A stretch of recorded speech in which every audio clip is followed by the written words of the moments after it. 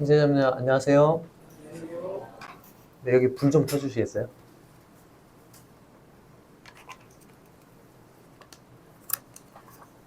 네, 교사의 자질이라는 주제로 전체 말씀을 맡게 된 남원 서문교회 김아령 형제입니다.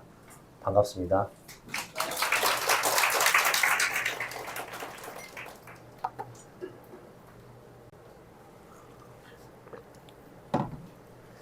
처음에 그 성백준 형제님께 연락을 받고 김종만 형제님이나 김아령 형제님 두 분 중에 한 분이 해주셨으면 좋겠습니다. 그래서 제가 김종만 형제님께 먼저 연락을 드렸습니다. 형제님 강습회에서 연락이 왔는데 형제님 아니면 제가 말씀을 전해달라고 하는데 저는 형제님이 전해주셨으면 좋겠습니다.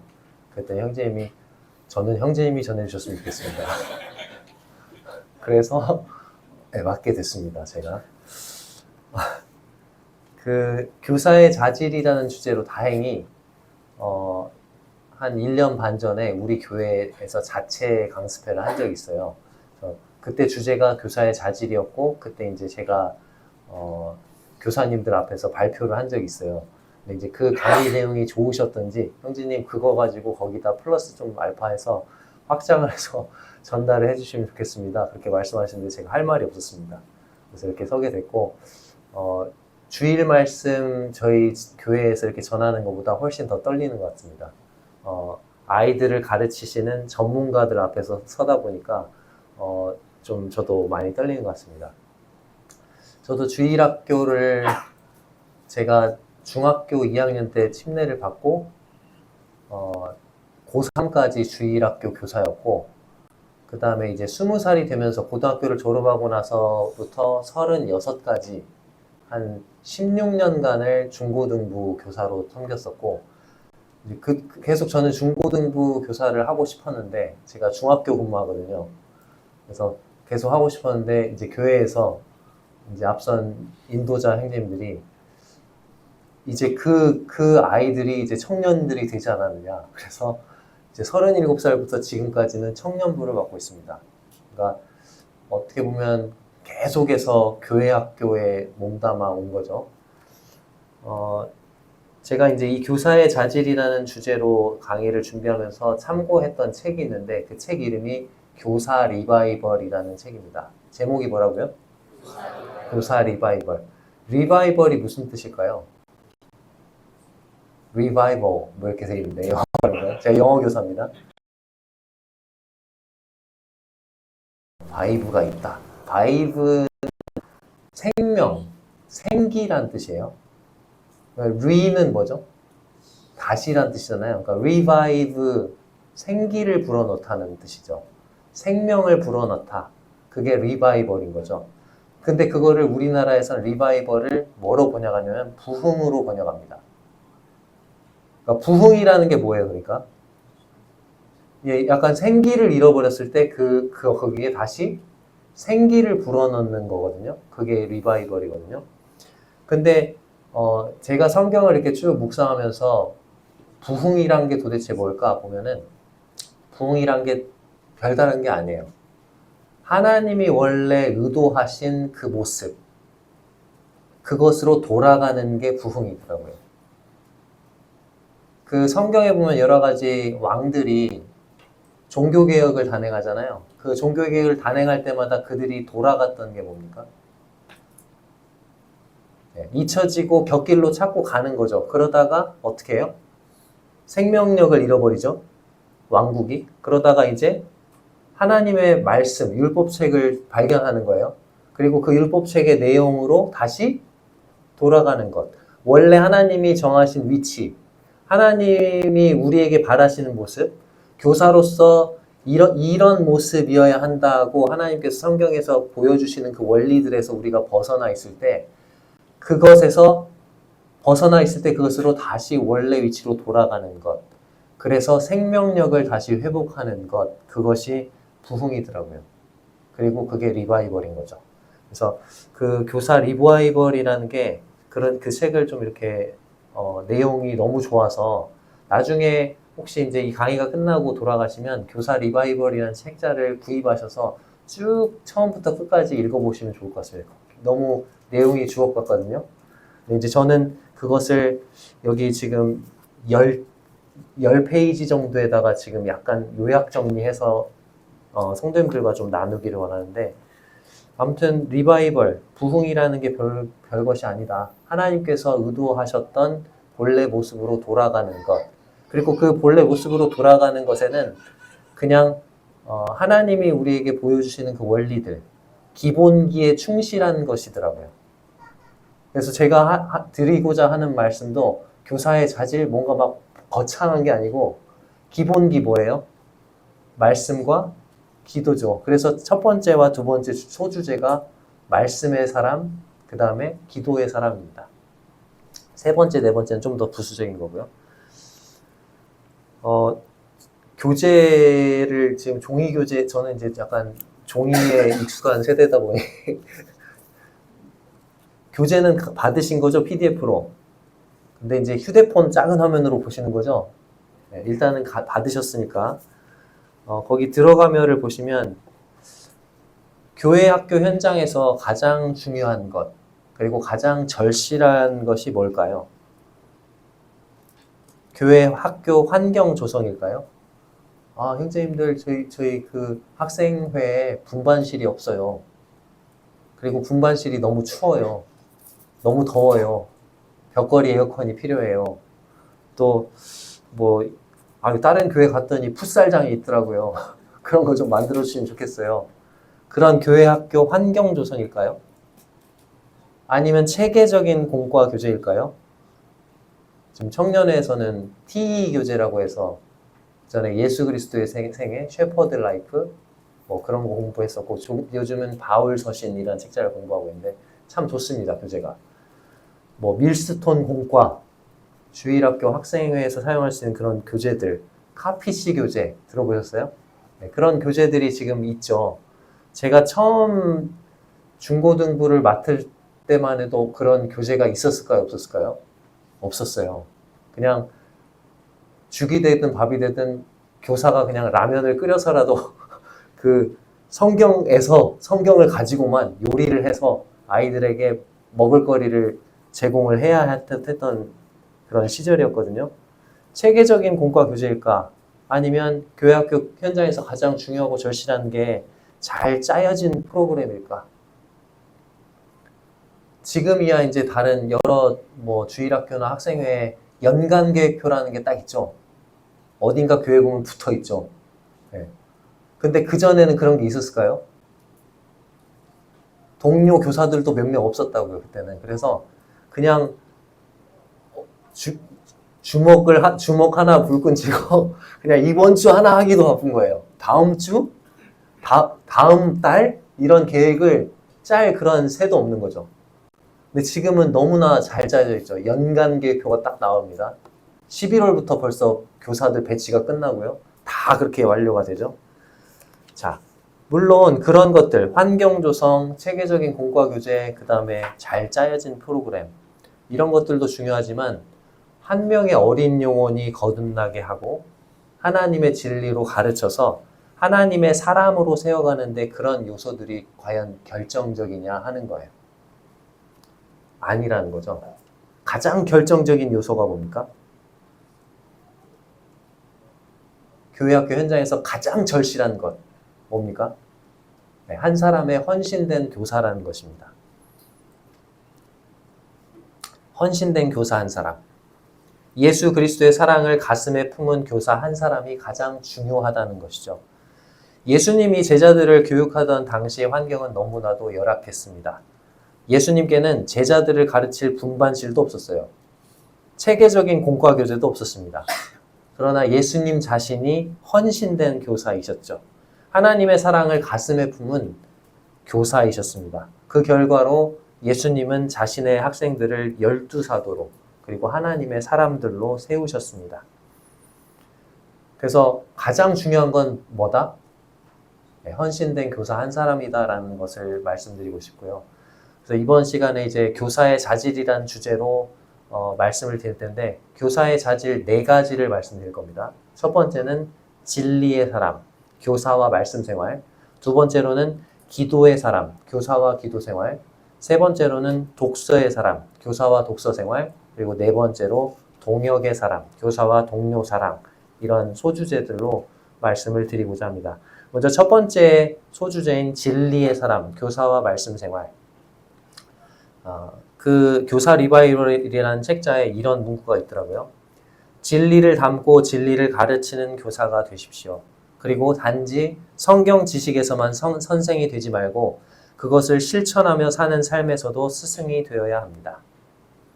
우리 다 같이 마태복음 5장 1절과 2절을 한번 찾아볼까요?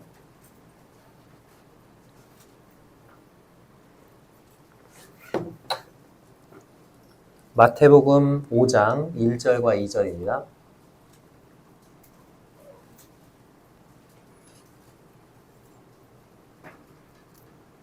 같이 읽어보겠습니다. 시작.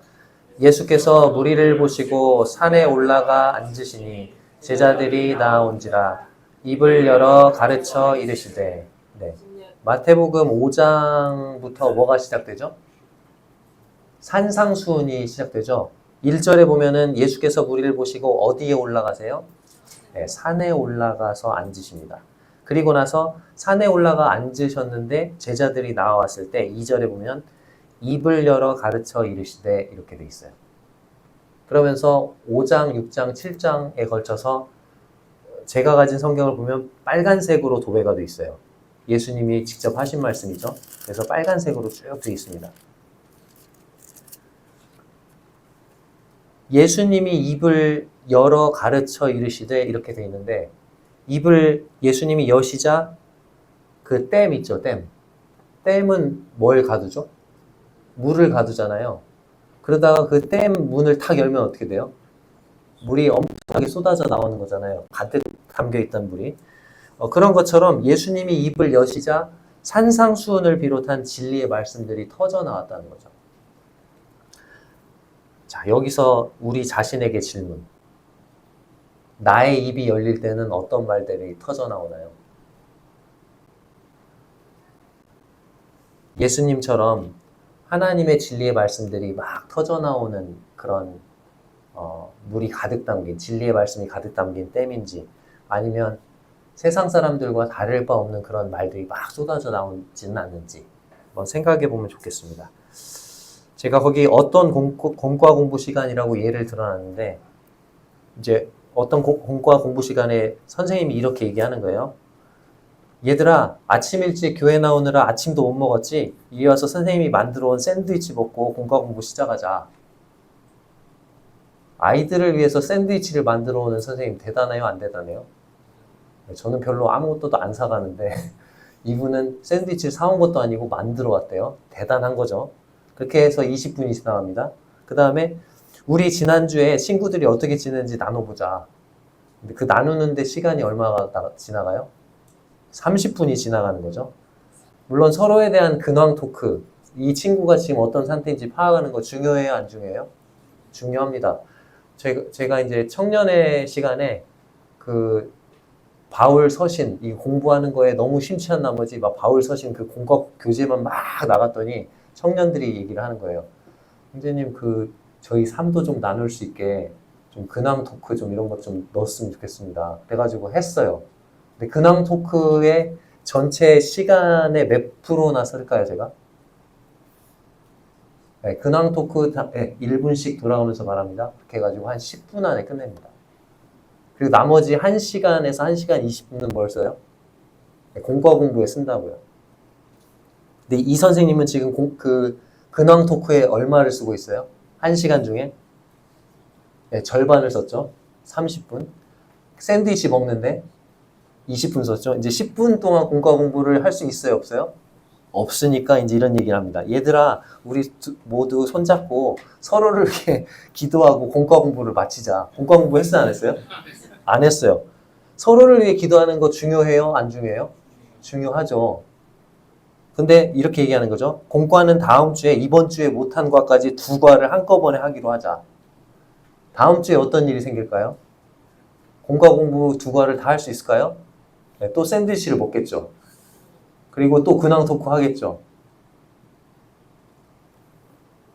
자, 여기 앉아 계시는 교사 선생님들의 분반 시간은 어떻습니까? 교회 학교에서 이런 일이 일어나는 이유가 뭘까요? 교사 자신이 말씀의 사람이 되지 못하기 때문입니다. 교사 스스로 개인적인 경건 생활 속에서 성경을 깊이 사랑하고 진리를 깨닫고 거기서 하나님을 만나는 말씀의 위력을 체험하지 못하기 때문에 공과 공부에서 성경 교육이 약화되는 것이죠. 날마다 경건 생활 속에서 성경 진리를 깨닫고 그 은혜로 살아가는 교사들에게는 항상 그 깨달은 것들을 사랑하는 양떼들에게 나눠주고 싶어하는 마음이 있다는 것입니다. 그러나 성경을 가르치고자 하는 의욕이 없는 교사는 영혼들을 가르쳐야 할 이유를 상실한 사람입니다. 여기 지금 아주 억지스럽고 과장된 예를 제가 하나 들어놨죠. 그 책자에 나와 있는 예예요. 자, 어떤 목사님이 자신의 교회 학교 학생들이 얼마나 성경을 잘 배우고 있는지 알아보기 위해서 이렇게 쭉 가다가 이제 교회 학교실에 들른 거예요. 가서 학생에게 이제 질문을 했답니다. 얘야, 여리고성을 누가 무너뜨렸니? 그랬더니 학생이 목사님 제가 안 그랬어요. 정말이에요. 그래가지고 이제 이게 뭐지? 해가지고 분반교사에게 이제 가가지고 아니 제가 학생에게 여리고성을 누가 무너뜨렸냐고 물어봤더니 제가 안 그랬대요. 이거 어떻게 된 겁니까? 그랬더니 분반선생님이 이렇게 말하는 겁니다. 그 아이가 그렇게 말했다면 정말일 겁니다. 그 아이는 우리 반에서 가장 정직한 아이거든요. 그래서 너무 기가 막혀가지고 교회학교 부장선생님을 찾아간 거예요. 아니 학생이 제가 안 그랬다고 하고 분반선생님은 그 아이가 그렇게 말했다면 정말일 겁니다. 이렇게 말을 했다. 이거 어떻게 생각하느냐. 그러니까 교회학교 부장선생님이 이미 무너진 걸 가지고 이제 와서 누가 그랬는지 따지면 뭐 하겠습니까? 은혜롭게 우리 교회가 물어줍시다. 제가 절반을 내겠습니다. 아주 억지스럽고 일어나지도 않을 것 같은 예화죠. 그렇죠? 자, 그러면 이제 왜 이런 예화를 끌어왔느냐? 나의 분반 그리고 내가 아이들을 가르치는 나의 교회 학교는 무엇보다도 성경을 가르치는 일에 힘쓰고 있나요? 교회 학교 교육에서 하나님의 말씀을 깨닫는 것 이외의 다른 요소들, 즉 즐기는 요소들이 우선순위를 차지하고 있지는 않나요? 결코 그런 요소들이 우선순위가 되어서는 된다, 안 된다? 안 된다는 거죠. 아이들을 말씀을 통해서 거듭난 하나님의 사람으로 세우는 것이 교회 학교의 목표죠. 그렇죠? 그렇지 않으면 우선순위가 뒤바뀌는 현상이 나타나게 됩니다.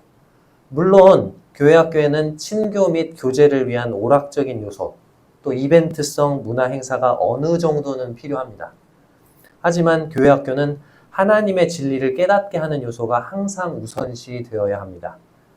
한 영혼을 주님의 인격을 닮은 사람으로 변화시키는 것은 오직 무엇을 통해서만 가능하죠?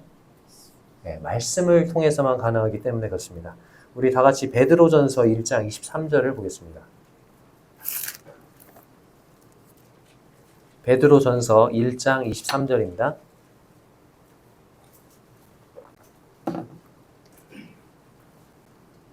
신약성경 378쪽입니다. 베드로전서 1장 23절입니다. 같이 읽겠습니다. 시작. 너희가 거듭난 것은 썩어질 씨로 된 것이 아니요 썩지 아니할 씨로 된 것이니 살아있고 항상 있는 하나님의 말씀으로 되었느니라. 네.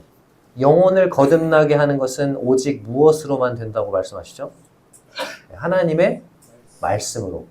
내가 가르치는 아이가 거듭나게 하는 것은 뭔가 재미있는 오락 프로그램을 통해서가 아니에요.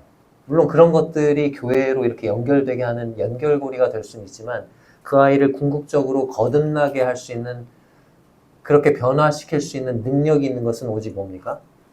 하나님의 말씀이라고 말씀하고 있죠. 디모데 후서 3장 15절에서 17절을 한번 찾아보겠습니다. 디모데 후서 3장 15절에서 17절입니다. 신약성경 346쪽입니다. 디모데 후서 3장 15절에서 17절 같이 읽어보겠습니다. 시작. 또 어려서부터 성경을 알았나니 성경은 능히 너로 하여금 그리스도 예수 안에 있는 믿음으로 말미암아 구원에 이르는 지혜가 있게 하느니라. 모든 성경은 하나님의 감동으로 된 것으로 교훈과 책망과 바르게 함과 의로 교육하기에 유익하니 이는 하나님의 사람으로 온전하게 하며 모든 선한 일을 행할 능력을 갖추게 하려 함이라. 네, 방금 읽은 구절에서는 성경이 있습니다. 첫 번째, 성경은 우리가 가르치는 아이에게 무엇을 줄 수 있습니까? 첫 번째, 구원에 이르는 지혜를 줄 수 있어요. 우리가 가르치는 그 학생들이 구원에 이르는 지혜를 얻기 위해서는 그래서 뭘 봐야 되는 거예요? 네, 성경 말씀을 듣고 또 봐야 되는 거죠. 또 성경이 그 아이들에게 줄 수 있는 게 뭡니까? 17절에 이 아이들이 하나님의 사람으로서 능력을 갖추게 한다고 말씀하고 있습니다. 성경 교육만이 우리가 가르치는 아이들을 구원에 이르는 지혜, 구원받을 수 있게 해줄 수 있고 그 다음에 하나님의 사람으로서 모든 선한 일을 행할 능력을 갖출 수 있게 해준다는 얘기죠. 그렇기 때문에 성경 교육이 매우 중요합니다. 교육학교 교육에서 가장 중요한 것은 성경 교육이라는 거죠. 자, 그러면 진리를 가르치는 교사가 되기 위해서 우리는 어떻게 해야 할까요? 첫 번째로 교사에게 풍부한 성경 지식이 있어야 되겠죠. 우리가 성경을 잘 알아야 성경을 잘 가르칠 수 있겠죠. 그러기 위해서 교사는 어떻게 해야 될까요? 성경을 사랑하고 부지런히 많이 읽어야 되겠죠. 하나님의 말씀을 사랑하지 않는 사람이 하나님의 말씀을 가르친다? 있어서도 안 되고 있을 수도 없는 일이죠. 지혜를 사랑하지 않는 사람이 어떻게 지혜를 가르치겠어요? 나라를 사랑하지 않는 사람이 어떻게 애국을 말할 수 있겠어요? 영혼을 섬기도록 부름받은 교사가 하나님의 말씀에 대한 지식으로 가득 차 있으면 언제 어디서든지 영혼을 대할 때 그 가르칠 말씀이 입술에서 자연스럽게 흘러나올 것입니다. 아까 예수님이 입을 여시자마자 뭐가 나온 것처럼요. 진리의 말씀이 댐에 가득 고인 물처럼 터져나온 것처럼 요즘에는 쌀을 다 그냥 이마트 뭐 이런 데서 사죠. 제가 어렸을 때는 미곡상회라고 있어요. 들어요? 아셔요? 미곡상회라고 쌀 파는 데가 있어요. 가면은 쌀 얼마나치 주세요? 뭐 대박으로 주시기도 하고 가마니로 주시기도 하는데 요즘에도 쌀자루 그 가마니로 돼 있는 거 있죠. 약간 그 플라스틱 재질로 이렇게 쭉 이렇게 엮어져 있는 거. 자, 거기에 쌀이 가득 차 있으면 후크라고 해가지고 일자로 돼 있는 약간 이렇게 좀 이런 모양? 이렇게 찌를 수 있어요. 그걸 착 찌르면 어떻게 되냐면 여기 있는 쌀이 추르륵 흘러나와요. 그래서 미국 상에 있는 분들이 이제 이 쌀이 좋은 쌀이다. 그것을 보여주기 위해서 소비자들에게 이제 쌀 착 찔러가지고 자, 쌀 보세요. 그러면 그 쌀을 옛날 분들은 다 먹어봐요. 막 그 쌀을 씹어 먹어보기도 하고 좋은 쌀이네. 저는 몰라요. 밥을 해봐야 먹지. 지금 막 생쌀로 좋은 쌀인지 안 좋은 쌀인지 판가름할 수 있는 능력은 없어가지고 아무튼 가마니에 쌀이 가득 차 있을 때는 후크로 찌르기만 하면 뭐가 가득 나와요? 쌀이 막 가득 넘쳐서 흘러나온다는 거죠. 근데 가마니에 쌀이 없다. 비어있다. 그러면 찌르면 뭐가 나올까요? 네, 공기만 나오겠죠. 어떤 상황에서 하나님의 말씀을 가르쳐야 되는데 아무리 상황이 그를 찔러도 진리가 쏟아져 나오지 않는다면 그는 제대로 된 교사가 아니라는 거죠. 그런 교사에게 가르침을 받는 양떼들은 불쌍한 양들이라는 겁니다.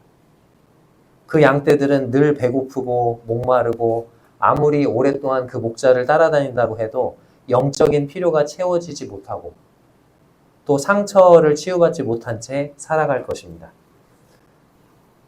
여기 계시는 교사님들에게 묻겠습니다. 교사인 나는 성경 말씀을 얼마나 읽고 있나요? 교회 역사를 보면 믿음의 선배들은 개인적인 경건 생활을 이어가는 가장 중요한 비결이 성경 읽기와 기도라는 사실을 경험했습니다.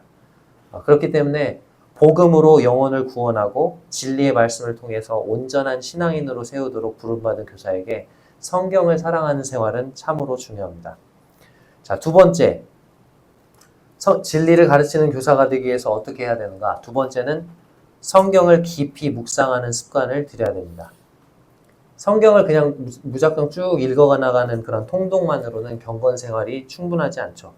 정기적으로 매일 하나님의 말씀 중 일부분을 읽고 깊이 묵상하고 그 의미를 나의 삶 속에 적용하고 그 깨달은 바를 붙들고 하나님께 기도하는 그런 삶이 필요합니다. 교사는 먼저 가르치고자 하는 성경 본문을 자신의 영혼을 위해서 반복해서 읽고 여러 날 동안 깊이 묵상하고 거기서 하나님의 음성을 들을 수가 있어야 합니다.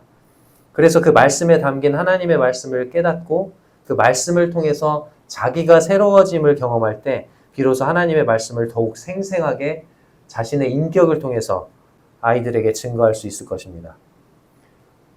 오늘 공과 교재가 5과인데 5과 공부해야지. 5과에 나와 있는 구절만 찾아보고 이렇게 하나님의 말씀을 가르치기 위해서 하는 수 없이 그 성경을 대하고 공과책을 읽는 사람이 되어서는 안 됩니다.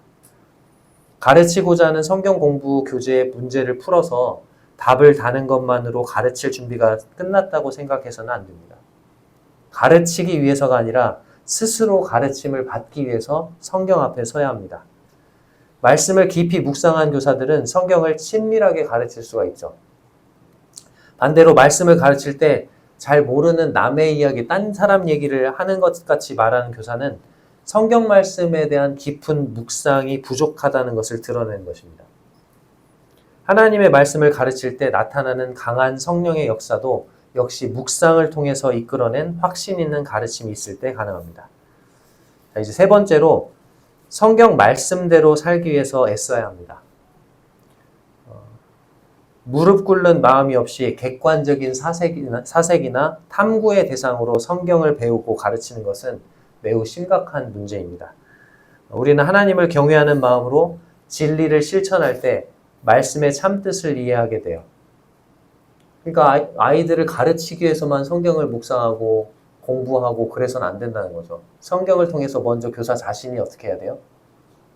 비침을 받고 그 말씀을 적용해보고 말씀대로 살아갈 때 내가 아이들에게 전하는 그 말씀이 생생하게 전달되고 힘있고 능력이 전달되는 거죠. 그렇기 때문에 교사는 성경 지식에서만 선생이 되면 될까요? 안 될까요? 안 됩니다. 그것을 실천하며 사는 데서 스승이 되어야 합니다. 하나님의 말씀을 따라 살려고 애쓰는 교사는 진리를 아는 지식이 더욱 풍성해질 것입니다. 그러나 하나님의 말씀을 실천하며 살기 위해서는 부단한 자기 부인, 안일함을 버리고 나태함을 버리고 십자가를 매일 지면서 살아가는 그런 마음의 태도가 필요합니다. 그래서 교사가 그 존재 자체가 살아있는 성경 교재가 되는 것, 그것이 우리가 바라는 궁극적인 목표가 되겠죠. 자, 이제 두 번째로 기도의 사람에 대해서 살펴보겠습니다. 교사와 기도 생활. 그 책자에서 이런 문구가 있었어요. 되게 인상 깊어서 여기다 넣었습니다. 영혼들에게 하나님을 가르쳐주기 위해 부름받았지만 때로는 하나님에 관하여 그들에게 말하는 것보다 그들에 관하여 하나님께 말씀드리는 것이 더욱더 필요하다. 이게 무슨 말인지 이해가 되십니까? 우리가 아이들에게 누구에 관해서 말씀을 전하죠? 하나님에 대해서 말씀을 전하죠? 근데 우리가 그러니까 아이들에게 하나님에 관해서 막 말을 많이 해요. 그쵸? 근데 그것보다 더 중요한 게 있다는 거예요. 그거 뭐예요? 하나님께 이 아이들에 관해서 말씀드리는 것. 이게 뭐예요? 기도죠. 이렇게 아이들에게 하나님에 관해서 이렇게 말하는 것은 말씀을 가르치는 것이라면 이것보다도 더 중요한 게 있는데 그게 뭐다? 하나님께 이 아이들에 관해서 말씀드리는 것, 기도하는 것이라는 것이죠. 거기서 이런 질문을 던지더라고요.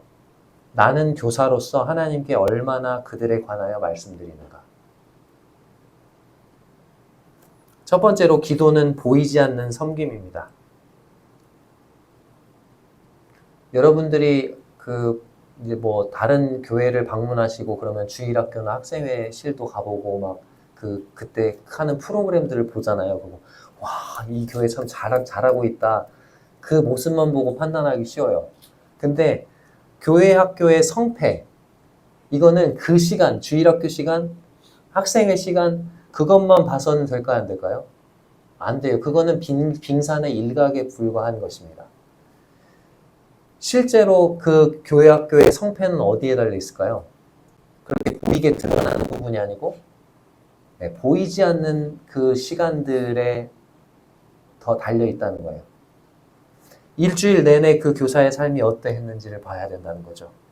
정말 중요한 것은 겉표면으로 드러나는 그런 부분이 아니고 보이지 않는 영역에서 이루어진다는 것 사실을 기억해야 합니다. 주일에 교회에 와가지고 그 아이들에게 하나님 말씀 가르치는 것, 그것은 교사로서 최소한의 섬김일 따름이에요. 그 교사가 가르치는 교훈이 하나님에 대한 증언이 되기 위해서 그들 앞에 교사로 서는 주일이 올 때까지 일주일간 성경 진리와 얼마나 씨름했는가. 그게 더 중요하다는 거죠. 주일날 하루 이제 교회 와가지고 막 이 일 저 일 막 거들고 봉사하고 섬기고 그것이 뭔가 나 정말 잘하고 있어. 엄청난 희생을 하고 있어. 그렇게 생각해서는 안 된다는 것입니다. 주일날 섬기는 그 모습은 교사로서 영혼들을 섬기는 그 사역 중에 극히 일부분일 뿐입니다. 우리는 보이지 않는 시간에 더 많이 영혼들을 섬겨야 되는데 그 보이지 않는 섬김 가운데 가장 중요한 부분이 뭐예요? 그들을 위하여 하나님께 기도하는 것입니다. 지금 저에게 오늘 80분이 주어졌잖아요. 이 80분 여기서 막 이렇게 하는 거 이거보다 더 중요한 게 뭐였을까요? 지금 저는 80분간 섬기는 거로 여러분들은 아실 텐데 80분간 섬기는 거예요, 제가. 네, 이거 준비하기 위해서 얼마나 시간을 들였을까요? 얼마나 기도했을까요? 그게 더 중요하다는 거예요. 무슨 말인지 아시겠죠? 네. 가장 중요한, 보이지 않는 섬김 중에서 가장 중요한 것은 기도다. 영혼을 위해서 기도하는 것은 교사로 부름받은 사람이 피할 수도 없고 피해서도 안 되고 그 누구도 대신해 줄 수 없는 의무라는 것입니다. 두 번째, 기도는 사랑과 관심입니다. 요한복음 17장 9절을 찾아보겠습니다. 요한복음 17장 9절입니다.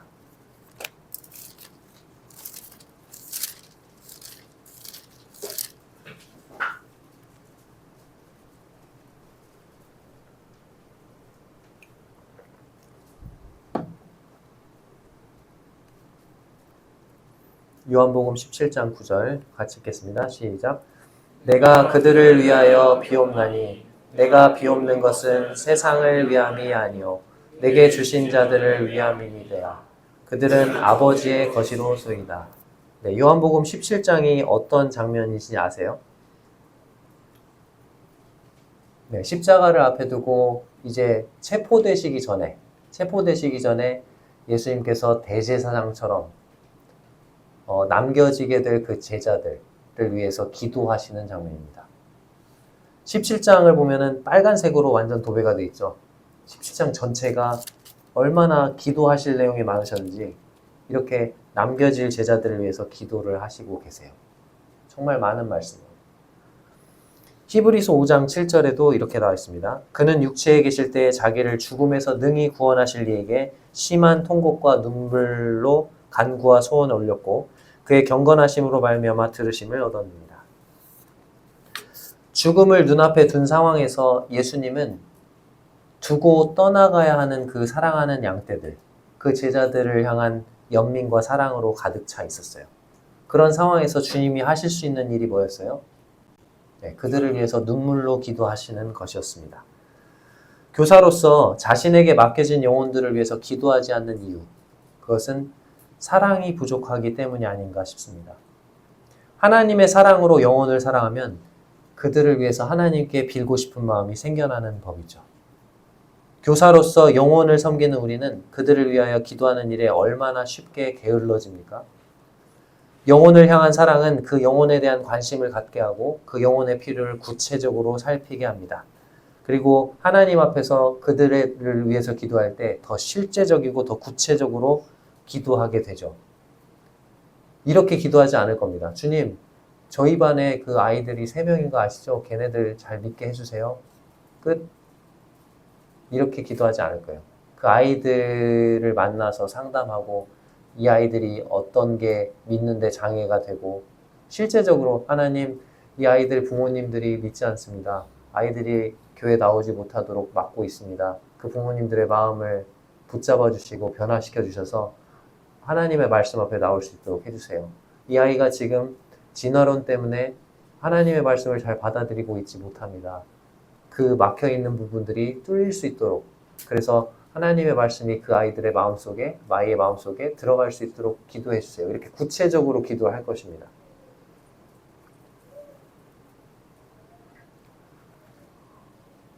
세 번째, 이제 마무리하겠습니다. 기도하는 부분. 기도하는 교사입니까? 이렇게 제목 붙였죠. 영혼을 섬기는 교사들의 빈약한 기도 생활 때문에 오늘날 교회는 생명을 걸고 영혼을 변화시키는 사역에 도전하고 있지 못합니다.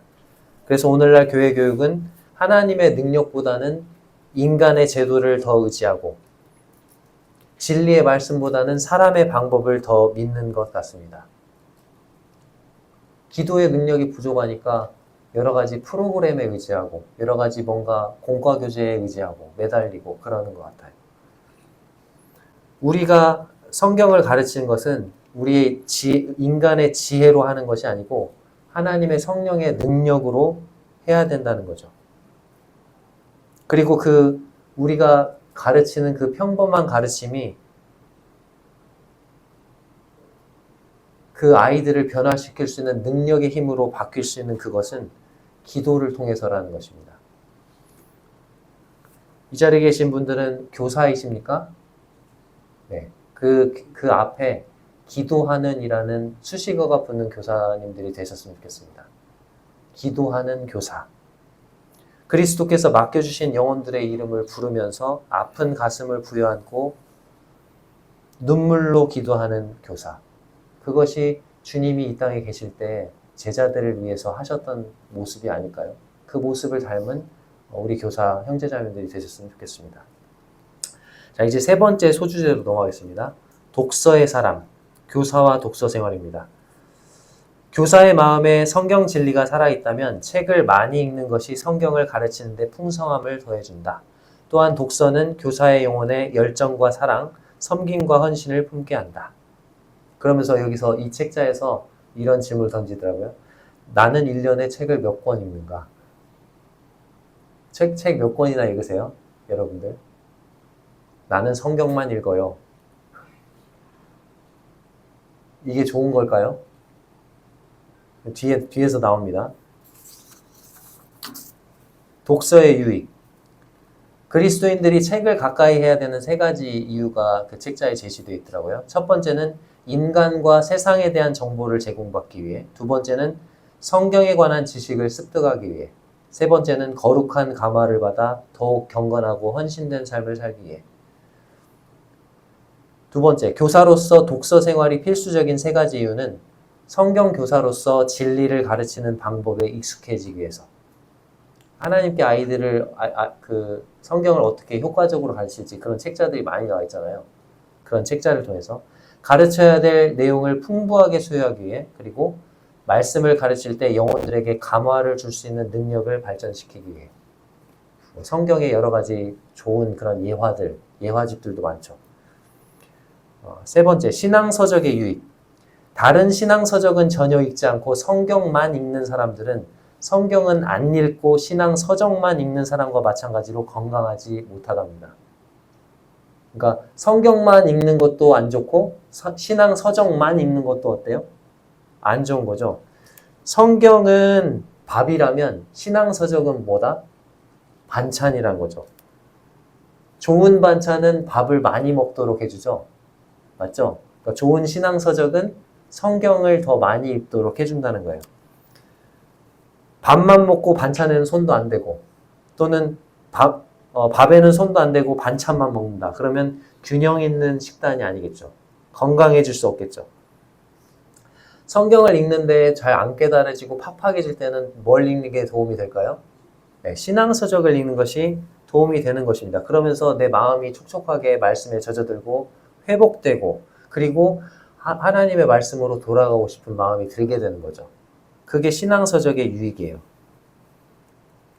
그리고 이 신앙서적을 통해서 이게 이런 뜻이었구나. 하나님의 말씀을 조명해주고, 또 하나님의 말씀을 깨닫게 되고 말씀에 더 순종할 수 있는 마음이 일으켜주는 그런 신앙서적. 이런 게 유익이라는 거죠. 그런데 우리가 독서를 할 때 주의할 점이 있는데 어떤 신앙서적을 읽어야 될까요?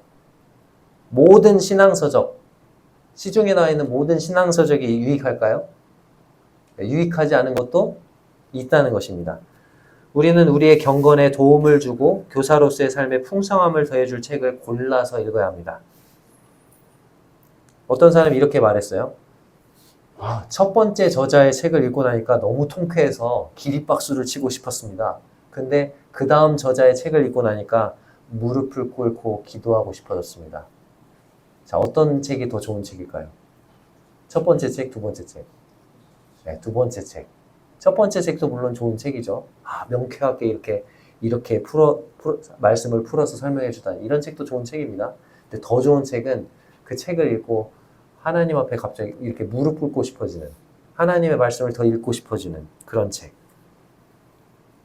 신령한 감화력이 있는 책. 그 책을 읽음으로써 하나님의 성품을 더 많이 느낄 수 있는 책. 하나님을 더 경배하고 찬양하게 만들어주는 책. 그런 책들이 우리에게 꼭 필요한 책이죠. 근데 잘못된 책을 접하게 되고 거기서 잘못된 교리나 신앙을 습득하게 되면 어떻게 될까요? 망할 수 있는 것이죠. 그래서 독서에 대한 권면을 거기 적어놨죠. 책을 읽으실 때 앞선 교사나 장로 형제님들로부터 안전하고 좋은 책자들을 소개받으시기 바랍니다. 내가 그냥 베스트셀러네? 막 알고 보니까 유신진화론이 막 들어가 있고. 그러면 안 되죠. 신학적으로 균형 잡힌 저자와 출판사의 책들을 읽으십시오.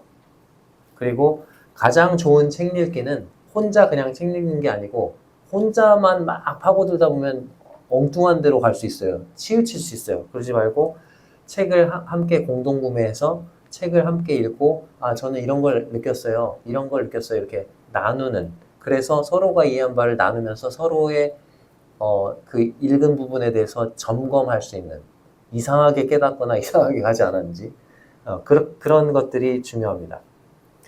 책을 많이 읽는 사람들의 위험 뭘까요? 책을 많이 읽다 보면 뭐가 쌓이죠, 머리에? 네, 지식을 자랑할 위험, 과시할 위험. 그 다음 책을 막 파다 보니까 어떤 시간이 줄어요? 네, 기도 시간, 하나님께 아뢰는 시간이 줄어들 위험.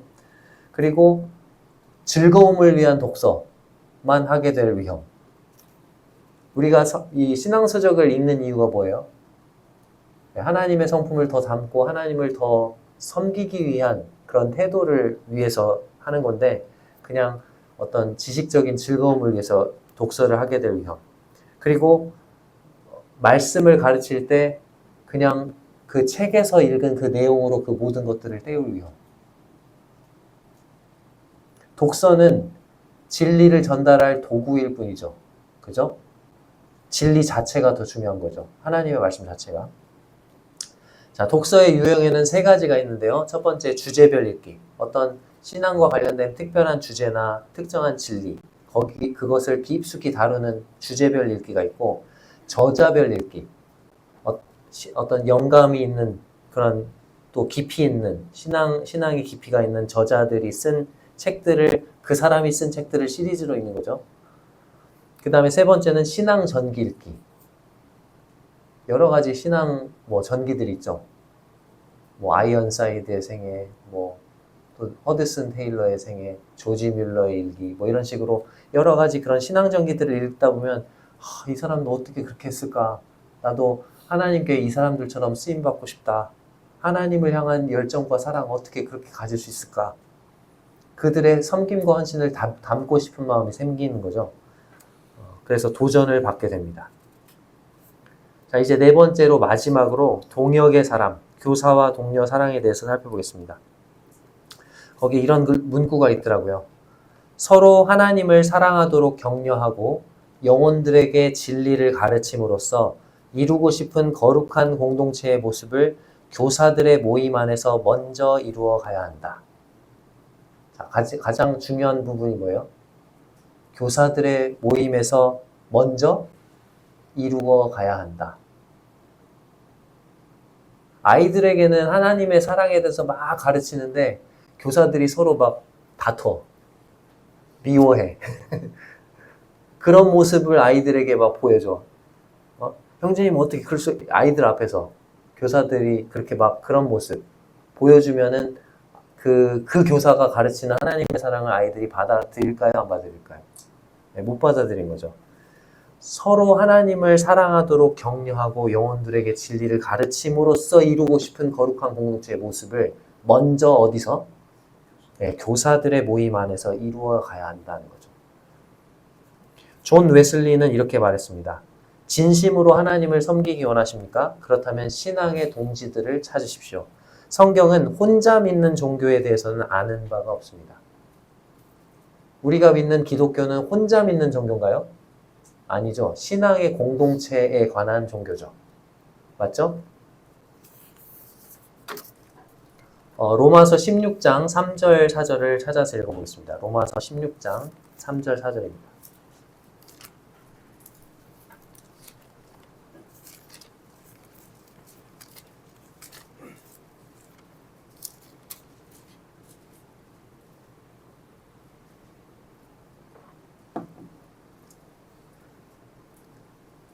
로마서 16장 3절 4절 같이 읽어볼게요. 시작. 너희는 그리스도 예수 안에서 나의 동역자들인 브리스가와 아굴라에게 문안하라.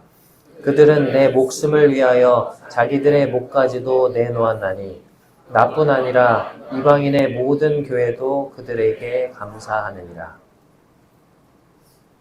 사도 바울이 로마서를 쓰면서 16장에 걸쳐서 엄청난 양의 그런 편지를 쓰고 16장에 가서 이제 자신들의 동역자들, 로마에 있는 그 교회의 그 동역자들의 안부를 묻습니다. 그 중에서 로마 교회에 있는, 로마 교회 딱 하면 떠올랐던 부부가 있었어요. 가장 먼저 떠올랐던 사람들이 있었어요. 그게 누구예요? 브리스길라와 아굴라. 누가 형제님이죠? 아굴라가 형제님입니다. 브리스길라는 자매님입니다. 이 부부들에 대해서도 얘기를 하면 참 재밌는 게 많은데, 이 부부는 항상 똑같은 구절에 나와요. 성경에 총 몇 번 나올까요? 6번 나옵니다. 6번 나오는데 누구의 이름이 더 자주 나올까요? 누구의 이름이 먼저 더 자주 나올까요? 브리스길라와 아굴라가 더 자주 나올까요? 아굴라와 브리스길라가 더 많이 나올까요? 자, 아굴라와 브리스길라 다 손 들어보세요. 왠지 손을 들면 안 될 것 같은 분위기인가요? 브리스길라와 아굴라가 더 자주 나온 것 같다. 네, 맞습니다. 브리스길라와 아굴라인데, 브리스길라와 아굴라, 이렇게, 브리스길라와 아굴라가 6번 중에 몇 번 나올까요? 찍어보세요. 4번? 4번? 응? 5번? 자, 4번이 맞습니다. 이들 부부는 항상 함께 다녔던 것 같아요. 여기 혹시 교사님들 중에 함께 오신 부부 계십니까? 보기 좋습니다. 브리스길라와 아굴라처럼. 네, 아굴라와 브리스길라 이 형제자매는 항상 같이 다녔던 것 같아요. 그리고 브리스길라 자매님이 좀 더 약간 그 영적인 일에 있어서 더 주도적으로 여보 이렇게 해야 되지 않아요? 해가지고 그래야 되겠네 해가지고 약간 그랬던 것 같아요. 저도 좀 그런데 저보다는 저희 자매가 좀 더 진취적인 경향이 있어가지고 여보 이거 해야 되지 않아? 맞아 해야지 이렇게 하는데 아무튼 로마 교회 하면 사도 바울에게 있어서 떠올랐던 가장 먼저 얼굴이 떠올랐던 사람들이 바로 브리스길라 아굴라 부부였다. 그러면서 그들에 대해서 평가하죠. 그들은 내 목숨을 위해서 자기들의 뭐까지 내놓았다? 네, 목까지 내놓았다. 그래서 나도 그들에게 너무 감사하고 이방인의 모든 교회도 그들에게 감사한다. 왜 그럴까요? 이방인의 모든 교회들이 왜 그 부부에게 감사할까요? 그들이 아니었으면 사도 바울의 사역도 있었다 없었다? 없었고 그들도 구원받지 못했을 거고 교회도 세워지지 못했을 거니까. 이제 뒤에 가서 조금 더 얘기를 하겠습니다. 거기 전쟁과 전후회라고 되어 있죠. 예. 평화로운 때는 지금 여기 꼭 군대 갔다 오신 분 계세요? 형제님들? 군대 갔다 오신 분들 계신데 지금 손 안 드시는 거죠? 네, 죄송합니다. 군대를 다녀오신 분들은 알겠지만 평화로울 때는 내무반에서 사이가 좋아요, 안 좋아요? 선임들이 후임들을 어떻게 합니까? 네, 갈굽니다. 별것도 아닌 거 가지고 갈구죠. 최근에 뭐 그 군인들 뭐 드라마가 나왔던데 취사병인가? 막 엄청나게 갈구죠? 자, 그런데 전쟁이 벌어지면 어떻게 됩니까? 거기도 전쟁씬이 좀 있던데. 근데 막 날아다니는 게 소세지가 날아다니긴 하던데. 자, 전쟁터에서는 어떻게 돼? 전쟁씬으로 바뀌면. 갈구고 뭐 그랬던 그런 것이 없어지죠? 갑자기 불타는 전우회가 생기죠? 그리고 비밀병! 그러면서 막 박상병님! 그러면서 막 서로 막 그 총알이 막 빗발치는 데를 막 뚫고 가잖아요. 그래요, 안 그래요? 예. 평화로운 때는 이기적인 자기만 알던 그런 군인들도 비가 오듯 총알이 쏟아지고 사방에 포탄이 떨어져서 막 죽어나가는 그런 상황이 되면 상상을 초월하는 전우회를 발휘한다고 합니다. 적군의 집중 사격을 받고 피투성이가 되어서 쓰러진 전우의 모습을 보면 갑작스럽게 전의에 불타는 군인으로 변한다는 것입니다. 적군의 사격을 피해서 바위 위에 이렇게 숨어있던 군인들도 전우가 피를 흘리면서 죽어가는 모습을 목격하면은 자기도 모르게 벌떡 일어나서 김일병님! 그러면서 뛰어가면서 막 사격을 하면서 달려간다는 거예요. 그렇게 군인들은 서로에 대한 사랑을 확인하게 됩니다. 전우애, 애가 뭐예요? 사랑할 애자잖아요. 영혼을 섬기는 현장도 뭐와 같습니까? 우리 눈에 보이진 않지만요, 영적인 전쟁터예요. 그쵸? 총소리도 들리지 않고 탱크도 보이지 않지만 소리 없는 영적인 전쟁터라는 것입니다. 교사들은 거기서 한편으로는 구원받은 영혼들을 지켜내고 또 한편으로는 구원받지 못한 영혼들을 사탄 마귀의 손아귀에서 탈취해서 구해내도록 부름받은 전사라는 거죠. 교사들은 이렇게 동일한 목표를 위해서 부름받은 동료 교사들에게 전우애를 품은 동역자가 되어야 한다는 것입니다. 아까 우리가 로마서 16장 3절 4절에서 봤던 것처럼 사도 바울의 주변에는 항상 헌신적인 동료들, 동지들이 있었어요.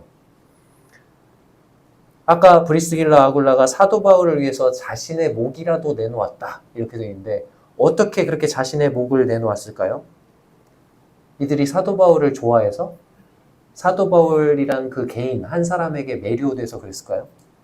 아니요. 그게 아니고 사도 바울을 사로잡고 계신 그 그리스도께 그들도 사로잡힌 바 된 사람이었기 때문에 그렇습니다. 바울은 여기에 지금 브리스길라와 아굴라를 소개하고 있지만 다른 서신서들을 보면 디모데 또 디도 여러 그런 그와 관계를 맺은 수많은 사람들에 의해서 열렬한 사랑을 받습니다. 자, 그것은 사도 바울이 하나님께 충성하고 진리를 위해서 살았을 뿐만 아니라 사도 바울 자신도 그 사람들을 위해서라면 심장이라도 내어줄 수 있는 그런 마음을 가졌기 때문에 그렇습니다. 그래서 빌립보서 1장 8절에서 이렇게 말씀하시죠. 사도 바울이 내가 예수 그리스도의 심장으로 너희 무리를 얼마나 사모하는지 하나님이 내 증인이시니라. 사도 바울이 빌립보 교회 성도들을 사랑한대요. 근데 어떻게 사랑한대요?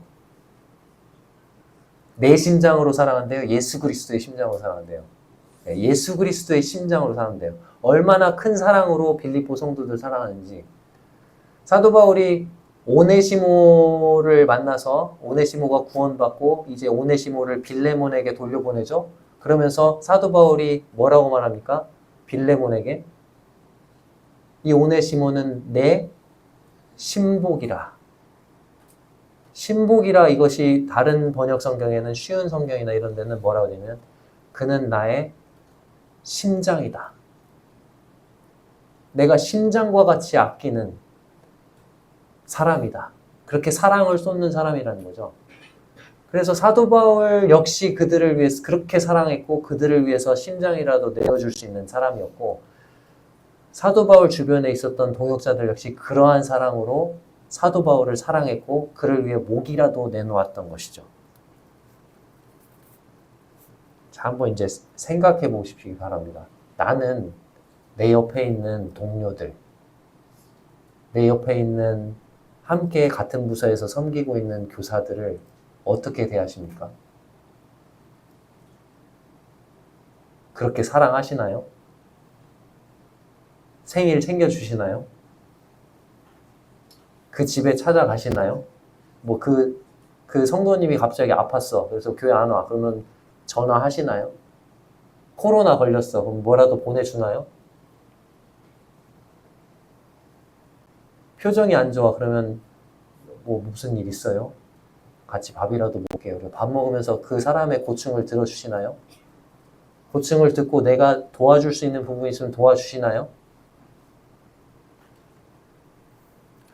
교사들은 서로 격려가 필요한 섬김의 현장에 있는 사람들이라는 거죠.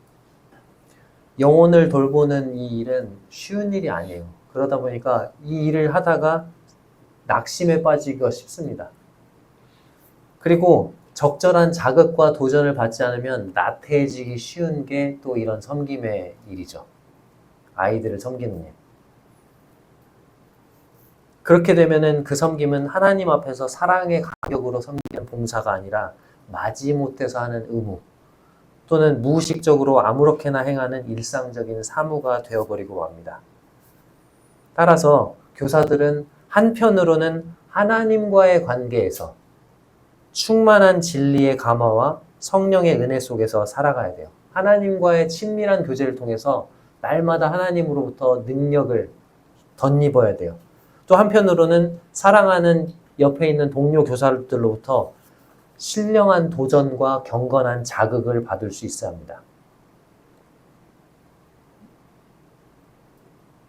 교사들 중에 나는 이렇게 섬기는데 또 다른 이제 형제자매들이 이렇게 섬기는 모습 그런 것들을 보여주고 저는 이렇게 기도하고 있어요. 이 아이를 위해서 또 제가 이렇게 이 아이를 위해서 이렇게 했어요. 뭔가 이런 얘기들을 들을 때 어떻게 저 형제님 저렇게 할 수 있지? 어떻게 저 자매님 저렇게 할 수 있지? 뭘 받죠? 네, 신선한 충격과 도전을 받는 것입니다. 그런 게 필요해요.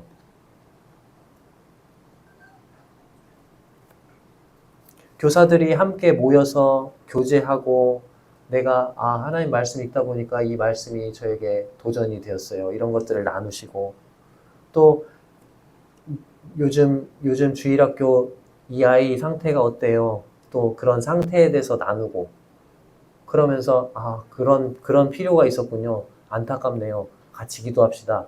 이러면서 그렇게 그 영혼들 우리가 가르치는 그 아이들에 대한 그 소식에 대해서 서로 함께 염려하고 서로 함께 기뻐해주고 또 그 아이들을 함께 섬기는 그 교사에게 어떤 일이 일어났을 때 슬픈 일이 일어났으면 함께 슬퍼해주고 또 그 교사가 교사에게 일어난 기쁜 일이 있으면 함께 기뻐해주고 그런 일들이 동역의 현장이 아니겠어요?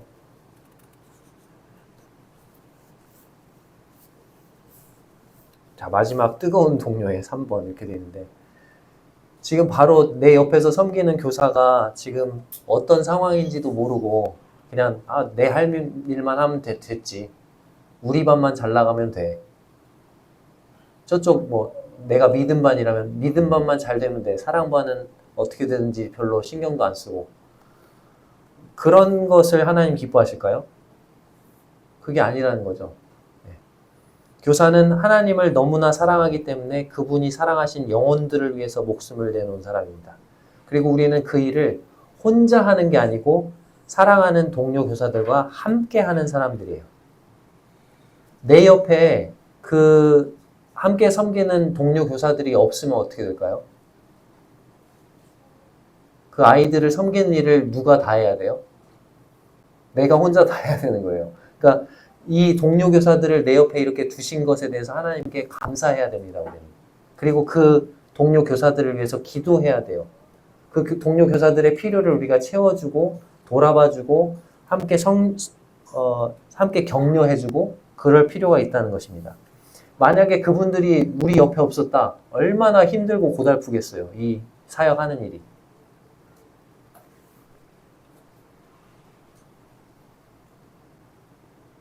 저 뒤에 형제님 한 분이 앉아 계시는데, 제가 중고등부를 이제 처음 딱 맡게 됐을 때 막막했어요.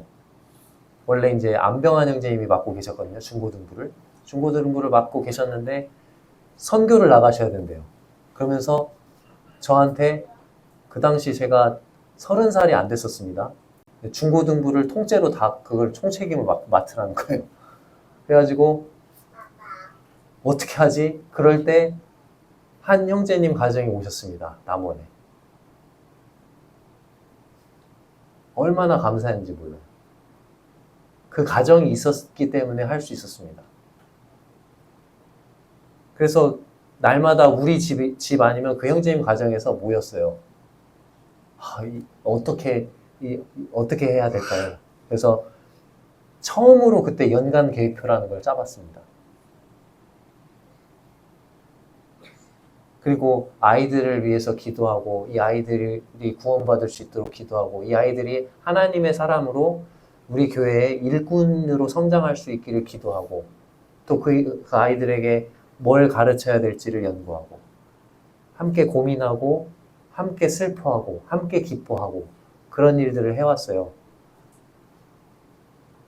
중고등부에서 그렇게 하다가 이제 청년부를 또 맡게 되니까 청년부로 오시더라고요. 같이 또 그 일을 또 했습니다. 청년들을.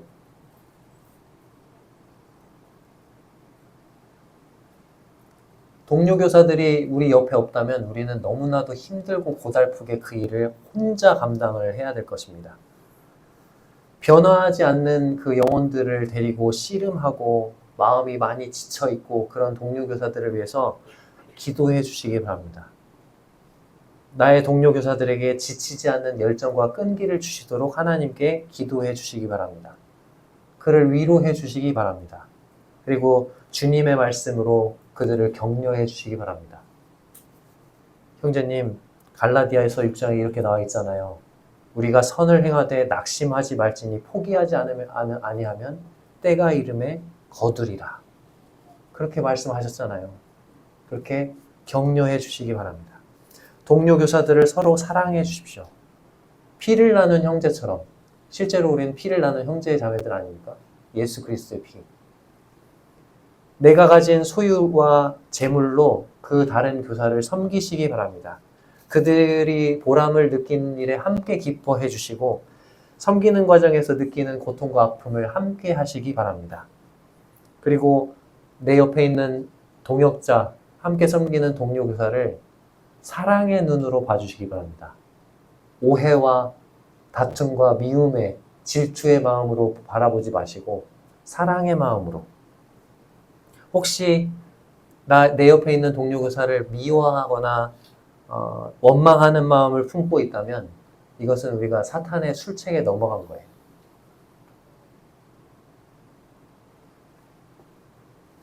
서로 용납하고 긍휼히 여기는 마음을 갖고 왜 그 교사가 고민하고 있는지, 왜 아파하는지, 무슨 도움이 필요한지, 무엇을 위해서 그 교사를 위해 기도해 줘야 될지 살펴주시기 바랍니다. 교사로 섬기는 것이 단지 일이 되지 않도록. 우리가 맡은 영혼들에게 그리스도의 참사랑이 무엇인지 가르치기 이전에 먼저 교사들 사이에서 우리가 얼마나 사랑하는가를 보여주시기 바랍니다. 예수님도 비슷한 말씀 하시잖아요. 너희가 서로 사랑하면 그들이 너희가 내 제자인 줄 알리라. 이것이 똑같이 적용되는 것입니다. 아이들은 내가 가르치는 사랑해, 사랑해 이거보다 내 동료 교사를 내가 얼마나 아끼고 사랑하는지 그 모습을 통해서 더 많이 배우거든요. 우리는 혼자 섬기도록 부름받은 사람들이 아니라 함께 섬기도록 부름받은 한 가족이라는 것을 잊지 마시기 바랍니다. 4가지 말씀드렸어요, 오늘. 교사의 자질. 첫 번째 뭐였어요? 진리의 사람. 말씀을 사랑하십시오. 두 번째, 기도의 사람.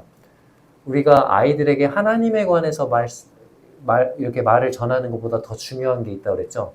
하나님께 이 아이들에 관해서 말씀드리는 것. 그게 더 중요합니다. 세 번째, 독서의 사랑. 난 성경만 읽을 거야. 밥만 드시는 겁니다. 반찬도 드셔야 됩니다. 그래야 밥을 더 잘 먹을 수 있습니다. 네 번째, 동역의 사랑. 내 옆에 있는 동료를 위해서 기도해 주시고 사랑하십시오. 그 사랑을 몸소 실천하십시오.